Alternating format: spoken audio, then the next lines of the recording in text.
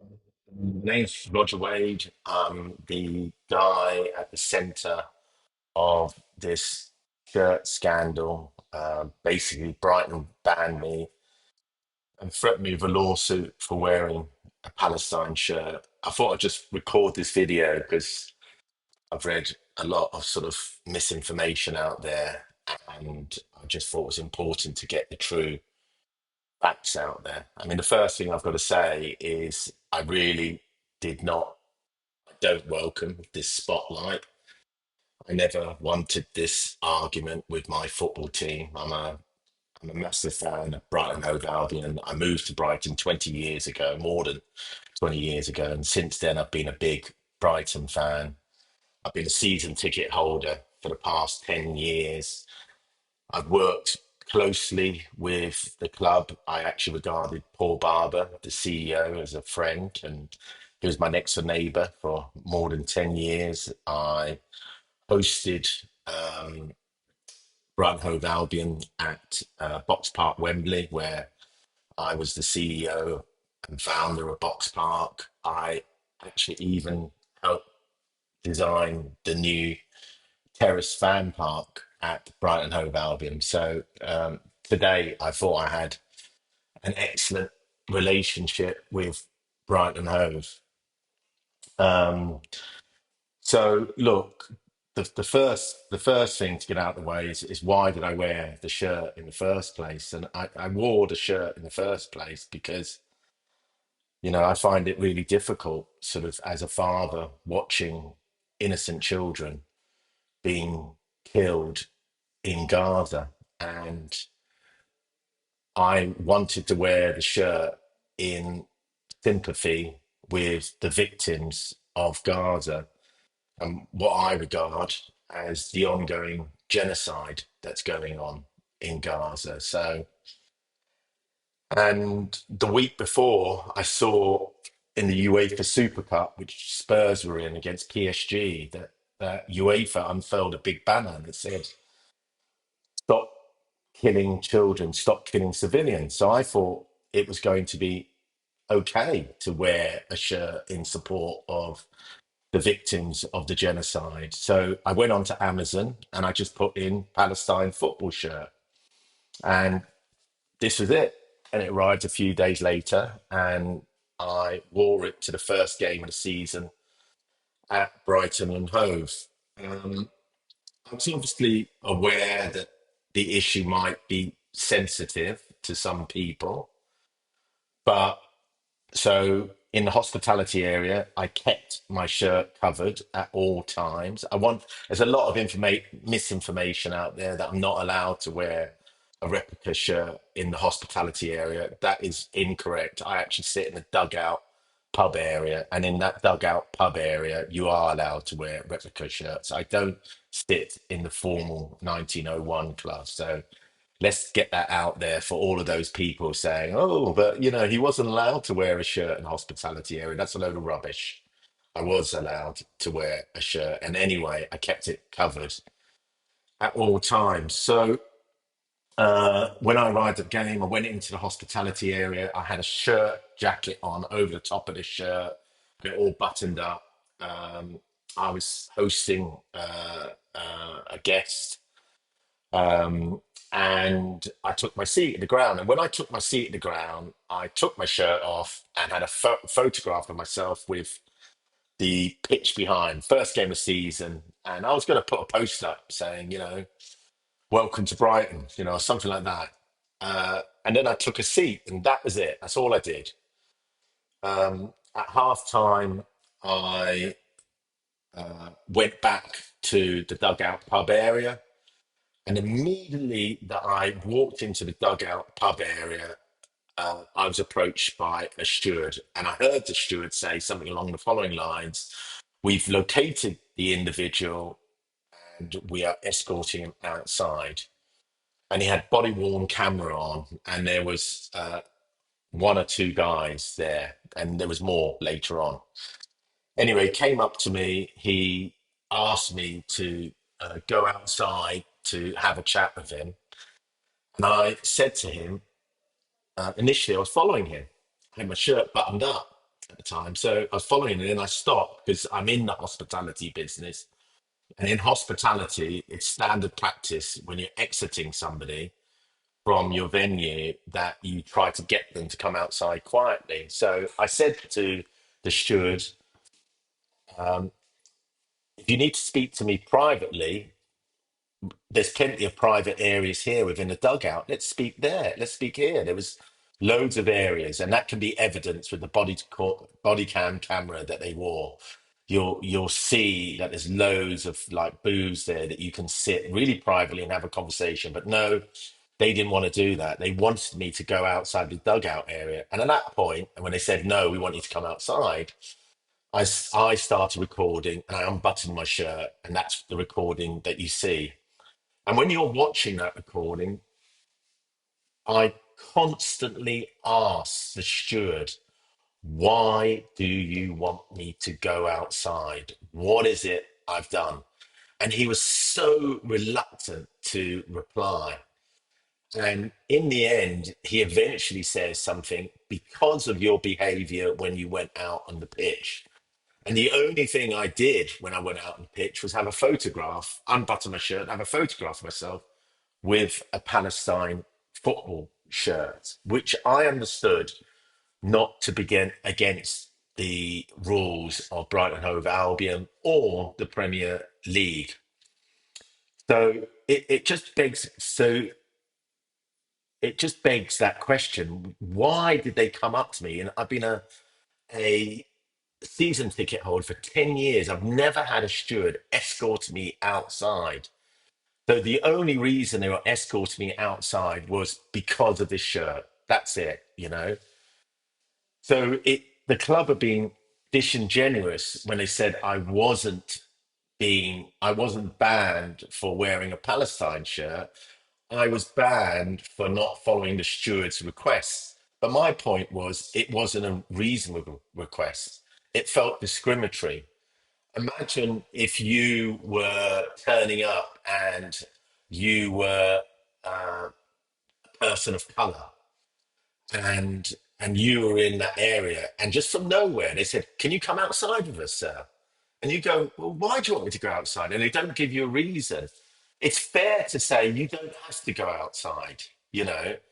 So I don't believe that request was ever reasonable. I think it was discriminatory, and I was harassed and by the stewards, and you can see that in the video.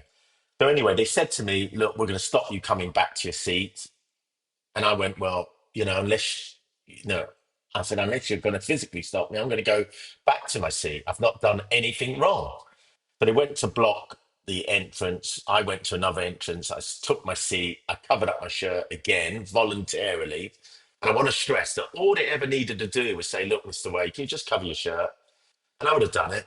It wasn't a problem. I wasn't there to make a political message. It's an absolute load of rubbish what people are saying. There was no political. I was there to watch a football game, and I wanted to wear my Palestine shirt because I thought it'd be okay to support the victims of Palestine.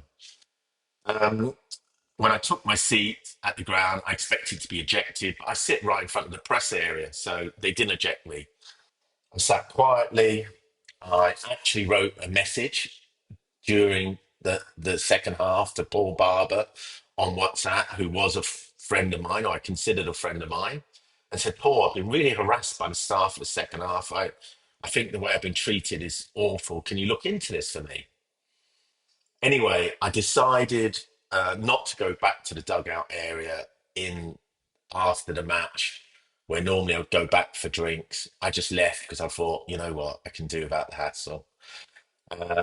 And I went home, and then I got a message from Paul saying it was basically out of his hands, which I was shocked about, you know, from one CEO of one company to another CEO of another company, and from one friend to another friend, you know, I thought we'd deal with this in an amicable fashion. All I was looking for was a private apology, not a public apology, a private apology, which I've written to Paul on numerous occasions.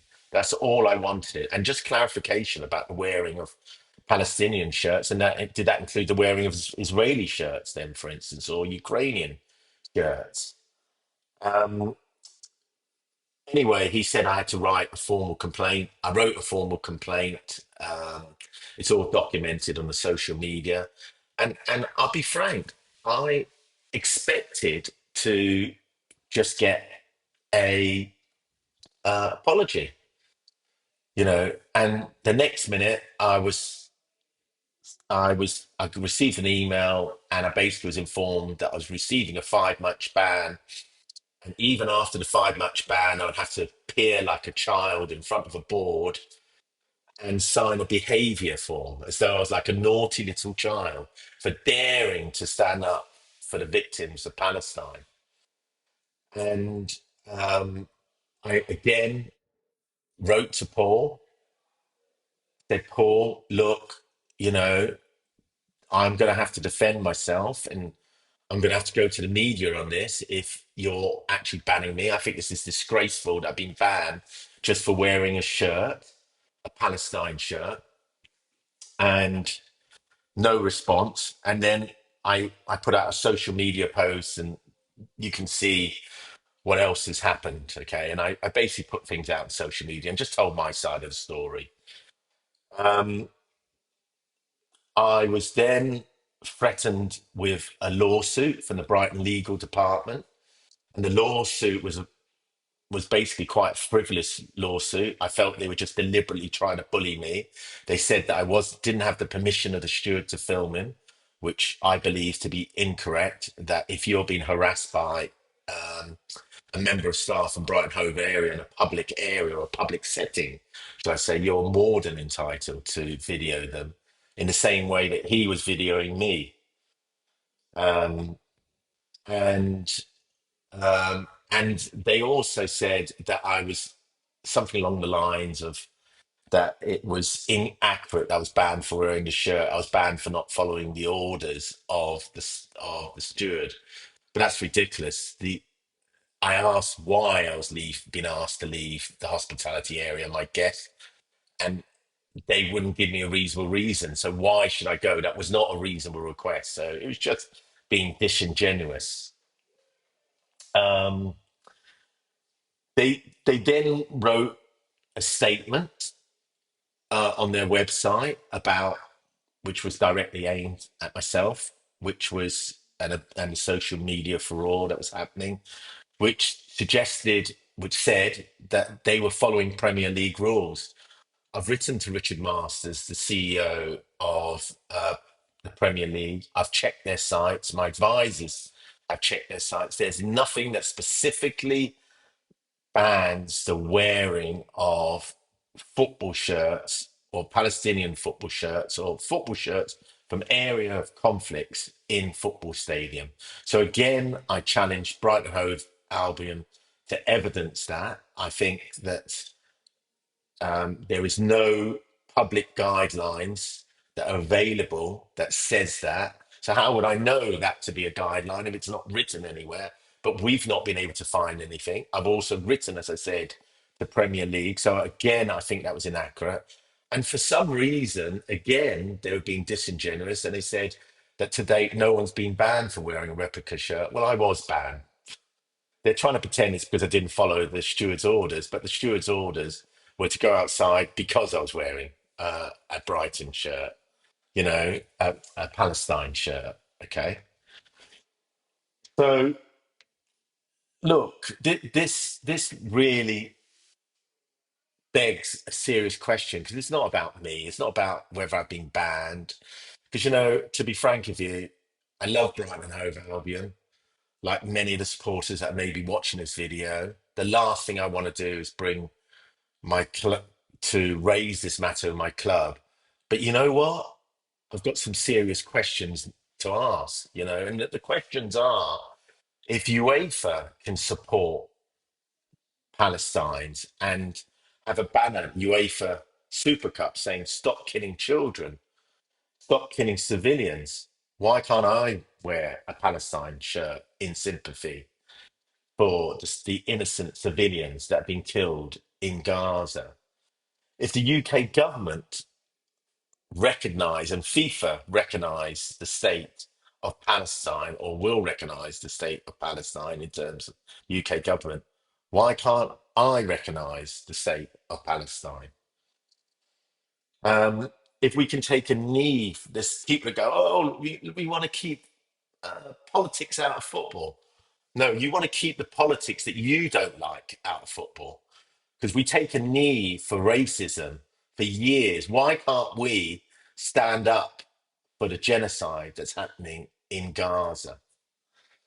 You know, we we have a minute silence for those that have been departed or died, like Diego Jota, but we're not allowed to stand up for the 50,000 minimum innocent civilians, mostly children, that have been killed by Israeli forces, bombed, with 1 million further people under the risk of starvation. We're not allowed to commemorate those Palestinian lives. Our own football club, Brighton Hove Albion, and this is the most hypocritical, is able to wear their away colours of blue and yellow to support Ukraine. But I'm not able to, an area of conflict apparently, by the way, but I'm not able to wear a Palestine football top to support the victims of Palestine. And then let me ask this question to Paul Barber. You know, Tom Hamid is employed, the ex Brighton Hove football player, is employed by Brighton and Hove Albion as a football coach stroke mentor. Last year, Tom Hamid described Palestinians as animals and monsters that deserve to die on a public tweet. When this was publicly when the club received a petition from over 800 supporters demanding that they condemn the hateful speech of Thomas Hamid. What did the club do? Nothing. They did not say a single word to condemn what Thomas Hamid had said, which is disgraceful. So all of this begs a question. What is this saying about the values of Brighton Hove Albion? There is serious question marks now to ask about the values of Brighton Hove Albion. They seem to be more interested in defending the actions of Israel, the genocidal actions of Israel, than defending the victims of Palestine. This is ridiculous. It's almost like going that you're more concerned for the feelings of a murderer than the victims of the murder. Let's be absolutely clear. The United Nations, the International Court of Justice, virtually every major country in the world, with the exception of America, but we all know what's wrong with America, has accused Israel of crimes that are genocidal. You know, so why is our club worried about the feelings of Israeli supporters who are the protagonists than the feelings of the Palestinian victims? It's crazy, you know. So I've written an open letter to Paul Barber, the CEO, supposedly my friend, to ask him these frank questions. And all of this can go away if they answer these questions. Do they condemn the words of Thomas Hamid, their employee, when he described Palestinians as animals and monsters that deserve to die? That is children that deserve to die. Where is our club there? Why is this man still of employment? I ask you, Paul Barber, Answer that question. Do you condemn his comments? And why is he still an employee of Brighton Hove Albion? And why is Brighton Hove Albion banning peaceful protesters like myself for wearing a Palestine shirt and misleading their supporters that are following Premier League guidelines, which I can't find them? Produce those Premier League guidelines. You know, I've asked you to produce and show us those guidelines that you're talking about. Okay. And then finally, I asked Brighton Hove Albion to respect the victims of Palestine. They are the victims. No one supports the atrocities of Hamas, but do not confuse the atrocities of Hamas with the innocent victims of Palestine. A child that gets shot in the head is not a Hamas terrorist. A journalist reporting on the genocide in Gaza is not a Hamas terrorist. A doctor working to save lives is not a Hamas terrorist. They're civilians. And I ask all of you out there that are fathers or mothers or brothers or sisters, imagine if it happened to your family. You know, there is nothing anti Semitic about being anti genocide. Do not confuse the issues of Judaism. And Zionism. I've worked alongside, I know many good Jewish friends that condemn the actions of Israel. Will our club do the same? Paul Barber, I call on you to answer the open letter that I've written to you. Do you support the genocidal regime of Israel? Do you condemn the words of Thomas Hamid? Are you going to reverse bans on peaceful supporters of the victims of, of Gaza? And are you going to allow fans to stand up for Palestine rather than squash them? This is what I ask you. Thank you.